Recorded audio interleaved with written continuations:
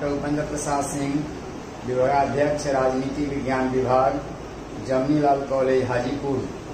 मैं आज आप लोगों को ऐसे विषय के बारे में पढ़ाने जा रहा हूं जो प्रत्येक भारतीयों के लिए आवश्यक है, और वह है मौलिक अधिकार।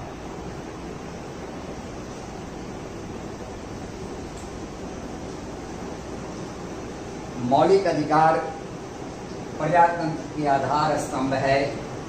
व्यक्ति को जब तक स्वतंत्रता आदि के अधिकार नहीं मिलते तब तक उसका जीवन पशु तुल्य है। मूल अधिकार द्वारा प्रत्येक व्यक्ति को पूर्ण शारीरिक, मानसिक और नैतिक विकास की सुरक्षा दी जाती है। मूल अधिकार एक देश के राजनीतिक जीवन में एक दल की विशेष तानाशाही को रोकने के लिए नितांत आवश्यक है। संयुक्त राष्ट्र संघ द्वारा 10 दिसंबर 1948 को मानवीय अधिकारों की सार्वलौकिक घोषणा के नाम से अंतर्राष्ट्रीय अधिकार पत्र स्वीकार किया गया। विश्व भर में 10 दिसंबर को मानव अधिकार दिवस मनाया जाता है। मौलिक अधिकार उन अधिकारों को कहा जाता है जो व्यक्ति के जीवन के लिए मौलिक होने के कारण संविधान द्वारा नागरिकों को प्रदान किए जाते हैं, और इनमें राज्य द्वारा हस्तक्षेप नहीं किया जा सकता।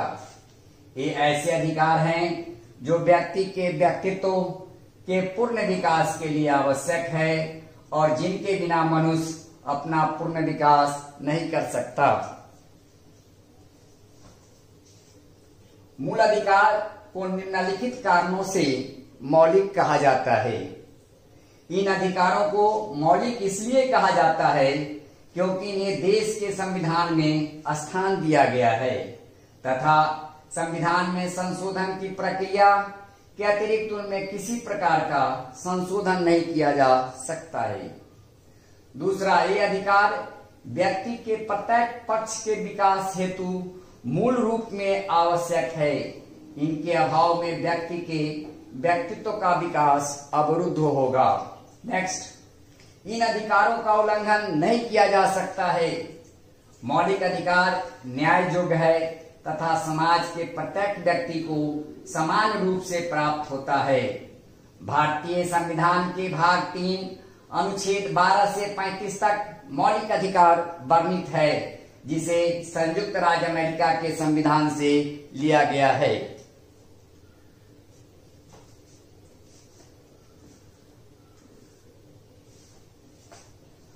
अब मौलिक अधिकार को कौन कौन मौलिक अधिकार दिए गए हैं संविधान में, उसका एक मैंने ग्राफ दिया है।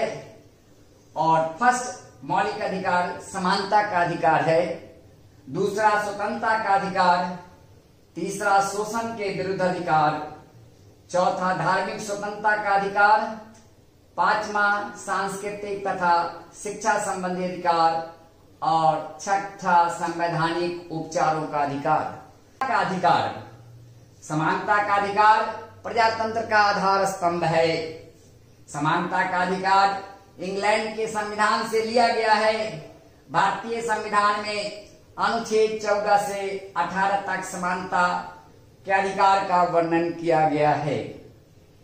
अनुच्छेद 14 विधि के समक्ष समानता। इसका अर्थ यह है कि राज्य सभी व्यक्तियों के लिए एक समान कानून बनाएगा तथा उन पर एक समान ढंग से उन्हें लागू करेगा। अनुच्छेद 15 में कहा गया है कि धर्म, नस्ल, जाति, लिंग या जन्म स्थान के आधार पर भेदभाव का निषेध किया जाएगा। राज्य के द्वारा धर्म, मूल वंश, जाति, लिंग एवं जन्म स्थान आदि के आधार पर नागरिकों के प्रति जीवन के किसी भी क्षेत्र में भेदभाव नहीं किया जाएगा। अनुच्छेद 16 लोक नियोजन के विषय में अवसर की समता। राज्य के अधीन किसी पद पर नियोजन या नियुक्ति से संबंधित विषयों में सभी नागरिकों के लिए अवसर की समानता होगी तथा विशेष वर्ग को छूट दी जाएगी। अनुच्छेद 17 अस्पृश्यता का अंत। अस्पृश्यता के उन्मूलन के लिए इसे दंडनीय अपराध घोषित किया गया है। अनुच्छेद 18 उपाधियों का अंत। सेना या शिक्षा संबंधी सम्मान के सिवाय अन्य कोई भी उपाधि राज्य द्वारा प्रदान नहीं की जाएगी। भारत का कोई नागरिक किसी अन्य देश के बिना राष्ट्रपति की आज्ञा से कोई उपाधि स्वीकार नहीं कर सकता है। दूसरा मौलिक अधिकार स्वतंत्रता का अधिकार है। भारतीय संविधान में अनुच्छेद 19 से 22 तक व्यक्तिगत स्वतंत्रता प्रदान की गई है। अनुच्छेद 19 में 6 प्रकार की स्वतंत्रताओं का वर्णन किया गया है। प्रथम, विचार और अभिव्यक्ति की स्वतंत्रता। दूसरा, शांतिपूर्वक बिना हथियार के एकत्रित होने और सभा करने की स्वतंत्रता। नेक्स्ट, संघ बनाने की स्वतंत्रता। देश के किसी भी क्षेत्र में आवागमन की स्वतंत्रता। नेक्स्ट, देश के किसी भी क्षेत्र में निवास करने और बसने की स्वतंत्रता। नेक्स्ट, भारत के सभी नागरिकों को किसी भी व्यवसाय, उपजीविका तथा व्यापार करने की स्वतंत्रता प्रदान की गई है।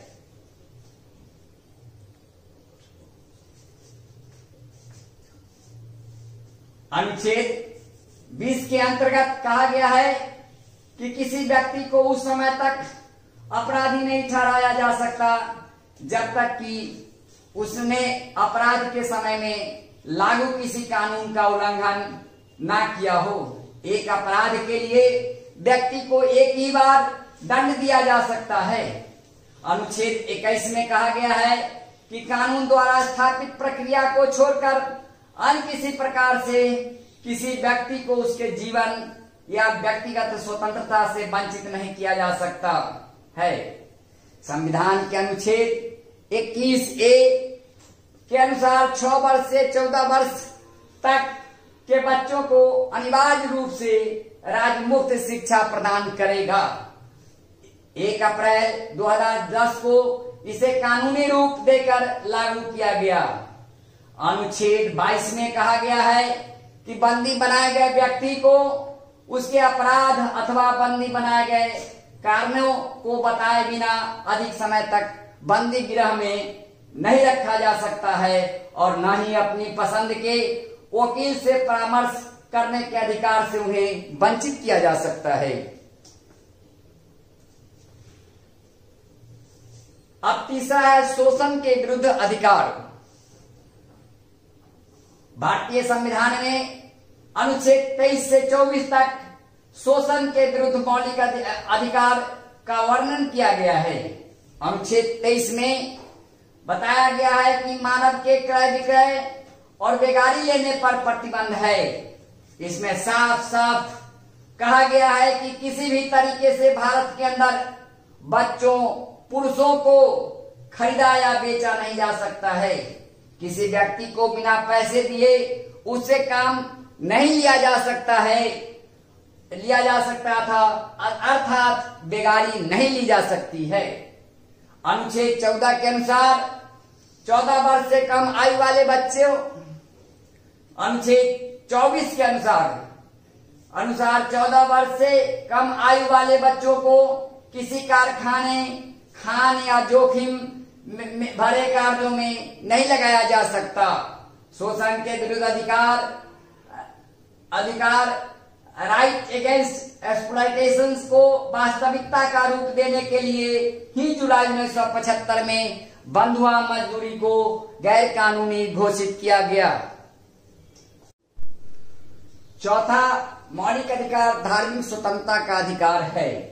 भारतीय संविधान में अनुच्छेद 25 से 28 तक धार्मिक स्वतंत्रता का अधिकार का वर्णन किया गया है।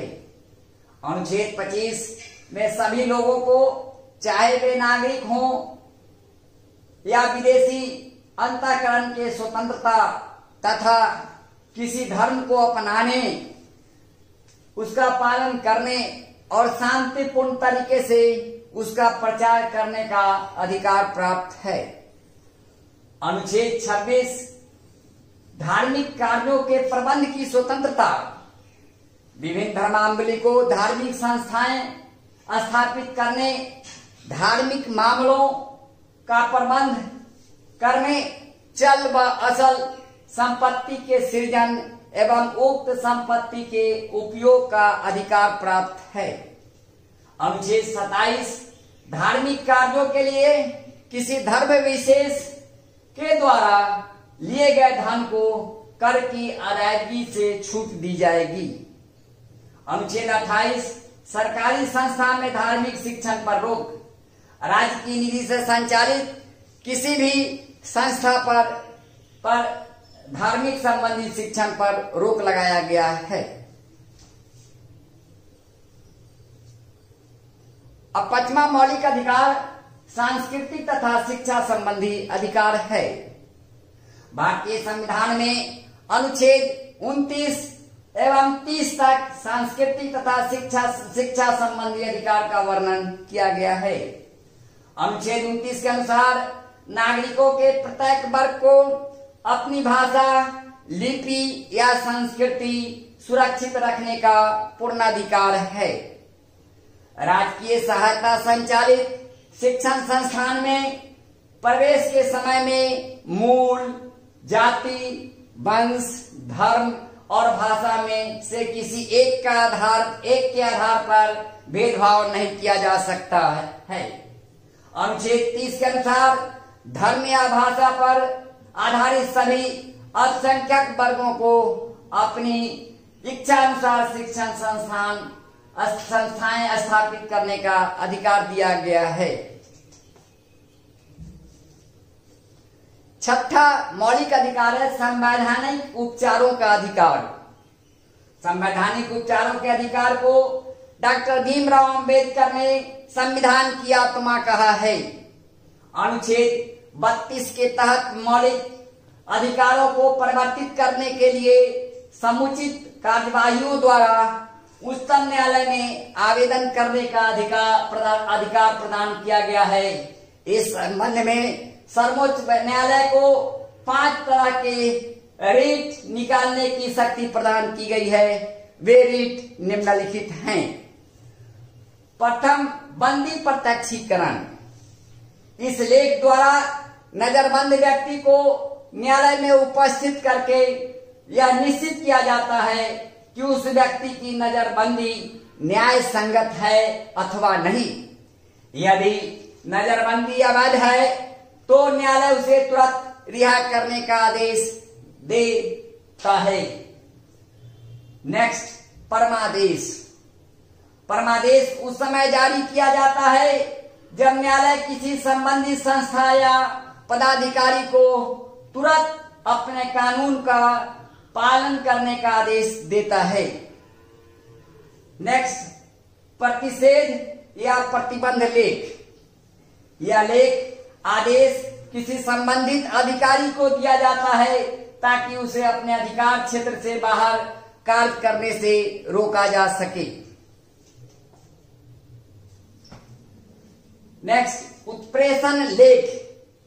इस लेख द्वारा किसी निम्न न्यायालय या अर्ध न्यायिक पदाधिकारी को उसके समक्ष विचारार्थ रखे किसी मुकदमे को ऊपर के न्यायालय में भेजने का आदेश दिया जाता है। नेक्स्ट, अधिकार परीक्षा लेख। जब कोई व्यक्ति गैर कानूनी तौर पर या अनुचित तरीके से किसी सरकारी, अर्ध सरकारी या निर्वाचित पद को संभालने का प्रयास करे तो उसे ऐसा आदेश जारी किया जा सकता है और उक्त पद को तब तक रिक्त घोषित किया जा सकता है जब तक कि न्यायालय द्वारा कोई निर्णय न हो जाए।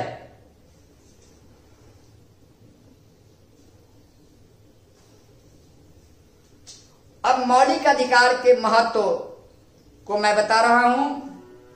मौलिक अधिकार लोकतंत्र की आधारशिला है। इसके माध्यम से नागरिकों की शारीरिक, मानसिक और नैतिक उन्नति संभव है। इसके द्वारा आधारभूत स्थितियों और स्वतंत्रता की व्यवस्था की जाती है। जिसके बिना नागरिक जीवन सुचारू रूप से व्यतीत नहीं की जा सकती है। नेक्स्ट, मौलिक अधिकार एक और जहां नागरिक स्वतंत्रता की गारंटी देता है तथा दूसरी ओर शासन के अधिकारों और बहुमत दल की तानाशाही से नागरिकों की रक्षा करती है। नेक्स्ट, मौलिक अधिकार कार्यकारिणी तथा व्यवस्थापिका को संविधान द्वारा निश्चित सीमा में रहने का निर्देश देता है। नेक्स्ट, मौलिक अधिकार साधारण कानून से श्रेष्ठ है, इनका उल्लंघन नहीं किया जा सकता है और जनता तथा सरकार दोनों के लिए इनका एक समान आदर करना आवश्यक है। मौलिक अधिकारों का मूल्यांकन। मौलिक अधिकारों की आलोचना निम्न कारणों से भी की गई है। प्रथम, आर्थिक अधिकारों का अभाव। संविधान में प्रदत्त मौलिक अधिकारों की आलोचना इस आधार पर की जाती है कि इसमें सिर्फ राजनीतिक अधिकार ही दिया गया है, जबकि अनेक आर्थिक अधिकार जैसे काम का अधिकार, विश्राम और अवकाश का अधिकार तथा शिक्षा के अधिकार आदि नहीं दिए गए हैं। नेक्स्ट, मौलिक अधिकार पर प्रतिबंध। मौलिक अधिकारों पर इतने अधिक प्रतिबंध लगाया गया है कि यह कहा जाने लगा है कि मौलिक अधिकार के रूप में एक हाथ से जो कुछ दिया गया है उसे दूसरे हाथों से ले लिया गया है। नेक्स्ट, अस्पष्टता। एक आलोचना इनकी भाषा की जटिलता और अस्पष्टता है। इसलिए एक सदस्य ने संविधान सभा में संविधान को वकीलों का स्वर्ग कहा था।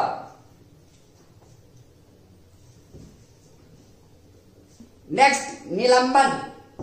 संकट काल में मौलिक अधिकारों का निलंबन और सामान्य परिस्थितियों में निरोध की व्यवस्था की आलोचना का कारण रही है। उपर्युक्त वर्णित आलोचनाओं के बावजूद कृष्ण स्वामी अय्यर ने संविधान सभा में कहा था कि यह व्यवस्था अति आवश्यक है।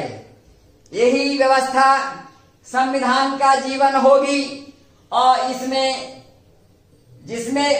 प्रजातंत्र की हत्या नहीं वरन रक्षा होगी। Thank you.